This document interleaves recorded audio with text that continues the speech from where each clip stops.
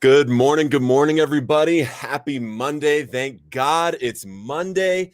Welcome to the Recovered on Purpose show, Monday Motivation. Super happy you're here. Enjoy the show and keep living Recovered on Purpose.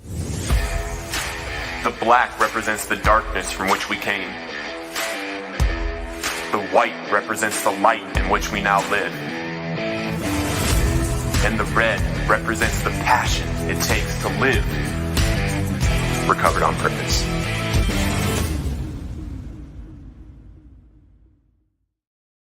Good morning, everybody. Super excited about today, Monday. Man, it is a beautiful, beautiful day. And today we're going to talk about what are we going to do when our plans don't go as planned, right? Is that going to be the time where we're going to give up, where we're going to stop pursuing that thing? And I'm going to share a couple testimonies that have happened even over the last week that have solidified what I'm doing and solidified the way that I'm acting, solidified the habits that I'm doing and everything, even though I'm faced with a lot of difficulties, right?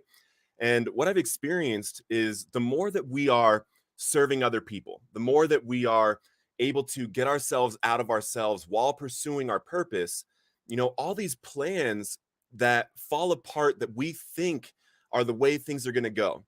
If we think they're going to go this way, and we're serving, we're following our purpose, we're doing good habits, and we're helping other people, if these fall apart, what I've found is that means that there's something greater in store.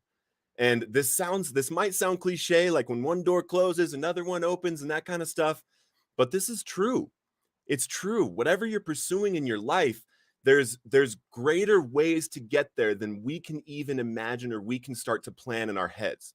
And I think it's amazing. I think that I've been able to witness it myself. What's up, Crystal? What's up, Crystal? Shannon Foltz, Mona Lynn, president. Amen. Let's go. So this week, I've been working super, super hard on Recovered on Purpose for like 18 months, full time, double time, nothing but this. And it's been a hard path because this is what I want to do full time with my life. And there's these plans that I've had. And at first I was doing coaching and courses and that kind of stuff. And I invested a whole lot of money into being able to do that correctly. I created a really great course. It cost me a lot of money to create that. And while I was doing all these calls with people and people wanted to work with me, and I'm following this business model where I have to sell this coaching, I have to sell these courses and everything. And it wasn't every single person that I talked to and heard the purpose of the course, heard the purpose of the coaching with me. Every single person that I talked to wanted to work with me. And as I'm doing this, I'm like, yeah, I know that I created something that everybody wants to do. I know that I have something amazing here that's going to help a lot of people. And so many people, in our community aren't able to afford that extra coaching or that extra course and that kind of stuff that, will take them to that next level. And finally we got approved as 501c3, right? And I'm like this close to not giving up, but this close to having to put most of my time into something else where I can make income, right? Where I can do my skills and my different, business building and sales skills and everything in something else. And then right when I was about to, and right when I was putting out my resume and all that kinds of stuff, we get approved as a 501c3. And then I'm still working and I'm doing these habits that I know I need to do. I'm talking to people, I'm continuing to do calls, I'm continuing to do coaching at like really, really low cost for what it actually is supposed to cost. And during this time, people are becoming successful in the course. People are publishing books, people are doing keynote speeches, people are doing podcasts, and all this stuff is going on.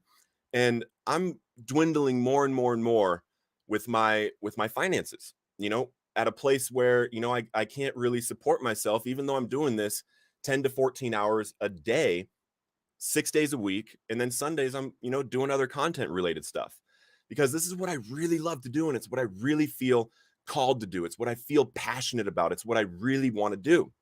And what I found is that when I made the decision, right, because I still continued with some job interviews, and I was going through the process, and there were three. Two of them I actually got a offer in, right, and both of them I was like, yeah, not really something I want to do, right. And it was for sales, it was for sales management, and that kind of stuff. And then this other one I went through an entire process. I went through 4 stages. I had to do a personality test. I had to do all these different things to really find out who I am, because it's for a really high level director of sales position in this big company. And then I get on with the owner of the company, and I'm talking to him and everything. And, he lets me know that I made it, past 1,000 other applicants. And we're talking, and he was, asking me who I am and what my dreams really are and that kind of stuff. And in an interview, I'm able to, tell him, what he wants to hear. I'm able to tell him, yeah, I just want to do this. I want to become, the best in your company and that kind of stuff. And I'm able to land the job. But I couldn't, in my right conscience, tell this man that was going to give me a really good job that this is where my heart is, because it wasn't where my heart was. Where my heart was this community. Where my heart was doing whatever it takes to make Recovered on Purpose work, whatever it takes to serve this community, because the visions we have for Recovered on Purpose are going to change the world for addiction and recovery. And that's 100% my belief. And as I'm talking to him about this, I'm being totally honest. He was like, you're awesome. I really appreciate the transparency and the honesty.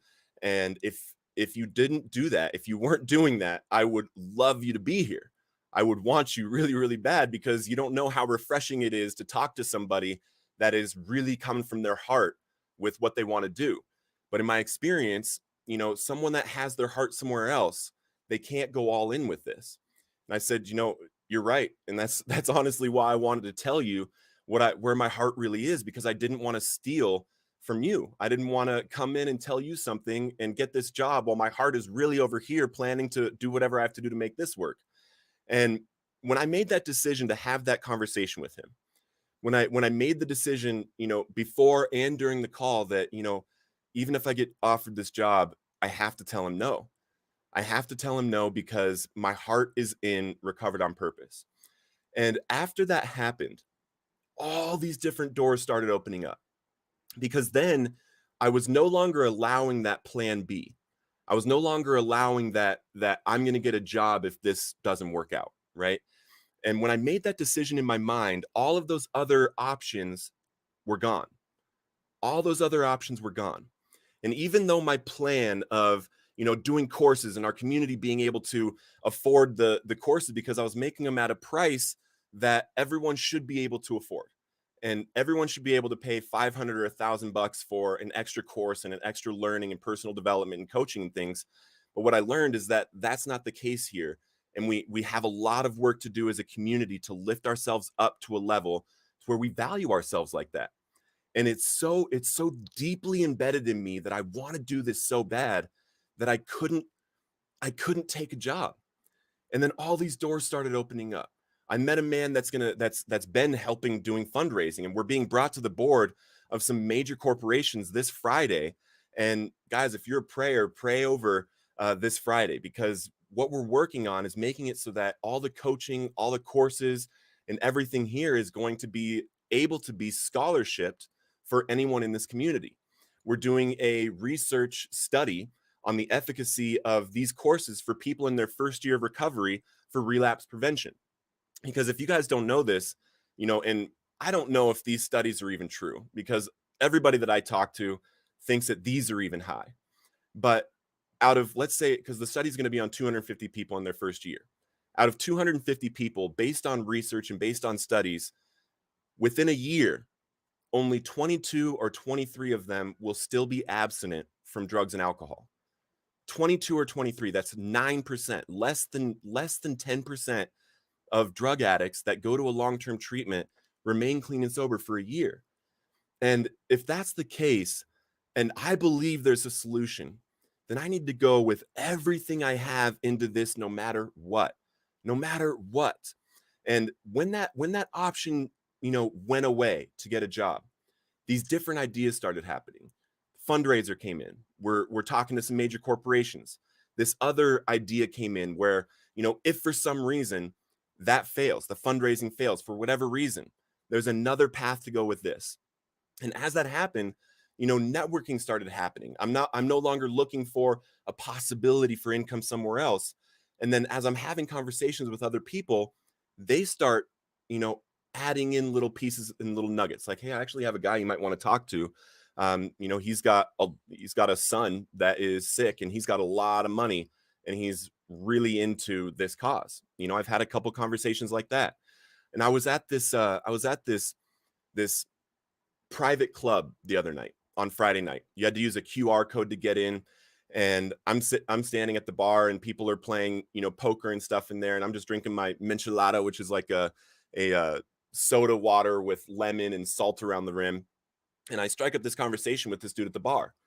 And, I joked with him because he was also bald. And I was like, hey, I like your haircut. And then we start talking, and he starts telling me about his life and his entrepreneurial life. His first business, a few years ago, 10 years ago, he sold for $100 million. And he just sold his third business, recently. And he's building the largest nightclub here in Colombia. And he's in the process of that, and it's launching in July. And I'm listening to him. I'm asking questions about the club and what his purpose is and that kind of stuff. And then we get to the conversation about what I do. And, I told him everything about Recovered on Purpose. I told him, a little over 2 years ago, I was making between $300,000 and $400,000 a year, but I'm working on this 10 to 14 hours every single day, and I don't feel like I'm working. I feel like every single person that I talk to, their life can change. I feel like there's legitimate opportunity to save lives within what I'm doing. Right now, I'm struggling, monetarily, but I'm okay with it. I'm okay with it because of this purpose and this passion that I have inside of me to serve this community. And I told him some of the visions and some of the plans of Recovered on Purpose, so he could see, like, what I'm really doing. And he's looking at me, and he's like nodding. And then when I'm just about finished, he goes, I've never told anybody this. And he starts tearing up a little bit. He says, I'm completely unfulfilled. I have been an entrepreneur for my whole life. Everything I've done has been pursuing money, and I've done really well. I've been able to, afford to take my family to Europe. I moved my brother to Sweden and bought him a house and everything. And he's telling me all these things he was able to do for his family. But he told me he feels totally unfulfilled. And he said that he envies the way that I'm talking and envies the way that I'm feeling. And if that's the case, right? If that's the case, that it's truly purpose and it's truly mission and it's truly impact that we're supposed to be making, and us in the recovery community have a unique place in this world that no one else will ever be able to fill. You and I that are in recovery are the only ones that can fill the slot to help addicts the way that they're supposed to be helped. There's counselors, there's therapists, there's doctors and things like that that are very well intentioned, but no one can connect with an addict like you and me. So we have this unique ability, right? We have this unique community that we're able to have that feeling on a regular basis. It can be our life to have that feeling. And then I start talking to him, and, I start asking him questions about what would be the number one thing on the planet you would want to make an impact in. And by the end of the conversation, I spoke to a man worth hundreds of millions of dollars, and we came up with an action plan together for his life to start making impact in the area that he wanted to make based on, he wants to help the environment. And there were two plans, if he wants to start his own thing, or he can start looking for the foundations that are doing the things that he wants to do and get on the board with them, contribute financially, and help them build it with his skill set. And as I'm having these conversations, this morning I'm up at 5 a.m., getting the cold plunge, go to the gym, come back here. And the thing is, you guys just had daylight savings time on Sunday. And we don't have that down here in Colombia.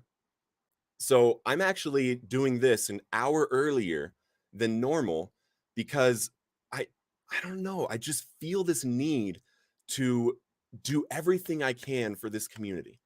Every single thing I can, sacrifice and help this community. Talk to the person in Messenger. Every single person that messages me, they get replied to by me.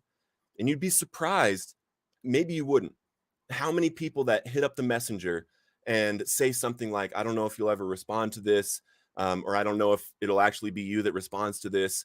And when I message them back, like, "Nah, it's me, bro. What's up? How you doing? You know what's going on?" And I have a call with them or I talk to them, you know, that kind of stuff we have the ability to do in our recovery and make lasting, impactful, life-saving change.